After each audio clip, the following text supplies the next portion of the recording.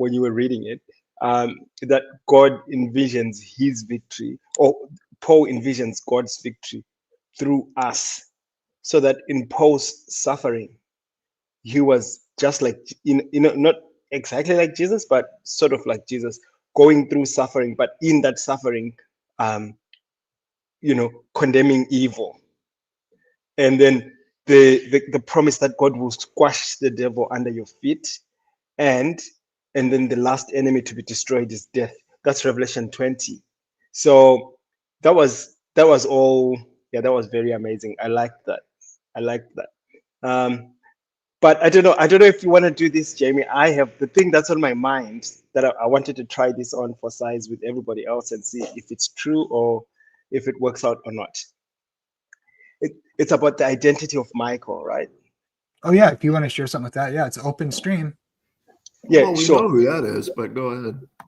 Yeah. Let's try. Let's have a look at my evidence and see if it's impressive to you. It was very impressive to me, but when I showed it to other people, they're like, "Oh, well, what's new?" So let's see.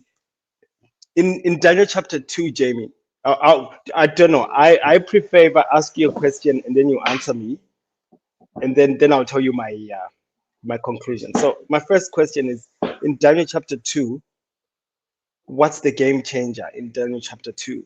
The vision. What's the game changer? What's the thing that changes the vision? The rock that comes from heaven and shatters the feet. Right, exactly. And then, so the hero or the game changer is the rock in chapter 2, right? And then Absolutely. in chapter 7, what's the game changer? Who's the hero in chapter 7? The Cloud Rider. Yes, that's the Son of Man, right? Right. So that's the hero. In chapter 8, is there a game changer? Is there a game changer? Is there someone that we think, what's the thing we want in the vision? The end that we want in the vision? In the resurrection. Chapter 8. Okay. Yeah. So I'm gonna do so in chapter 8. In my view, the end we want.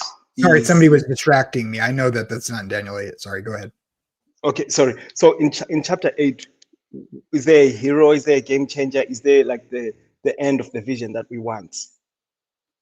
Right. So I would say it's the cleansing of the sanctuary, or maybe the restoration of the sanctuary, whatever it is, right? Something like that. Yeah. That's So yeah. It's a functional sanctuary.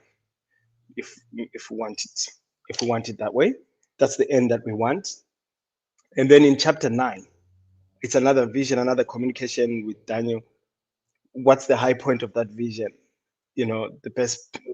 What's the thing we want to be on Nu's side? It's the Messiah, right? I could be wrong, but it's going to Messiah, the Prince. That's the end we want in chapter 9, right? Yeah, the fulfilling of the things listed that need to get done in the chapter 24, and it culminating in the covenant, bringing of the covenant through the Messiah. That's right. So it's the coming of that covenant through the Messiah, right? And then in chapter 12, do we hit the game changer? What's the hero? Is there an end we want? You say it's the resurrection, right? The resurrection from the dead, and the culmination of of the end, right? And then we've got but the hero in the vision is the standing of Michael. So that's the hero, right? Yeah. So if you go chapter 2, who is the rock? That's Jesus, right? In chapter 7, who is the cloud rider? That's Jesus. Then who is the one that actually governs and runs the sanctuary? It's Jesus. The Prince of the Covenant. Then it's Jesus. And then if you go to chapter 12, who is Michael? So if you just, the hero in each of these visions, even in chapter 9, the hero in each of these visions is Jesus. Word. So